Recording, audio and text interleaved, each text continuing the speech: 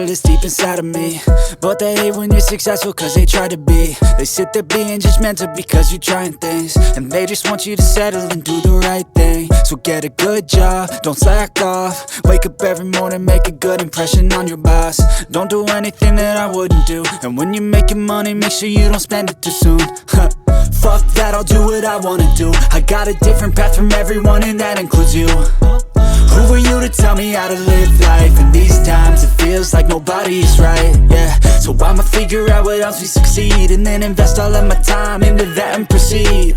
I need whatever the hell could make me happy, and I don't think you have a clue what could that be. They tell me that I'm never gonna make it. They want me to do something that can make sense. They hate when I keep dreaming I'll be famous, but I don't give a fuck, I'ma keep chasing. They tell me that I'm never gonna make it. They want me to do something that can make sense. They hate when I keep dreaming I'll be famous, but I don't give a fuck, I'ma keep chasing. I think this life could be special if I get rid of the devils. They think that I am a rebel, I think they want me to settle. There's nobody on my level. They think that work is too stressful, I think that work is essential. The grind is all in your mental, and I don't think you understand what I'll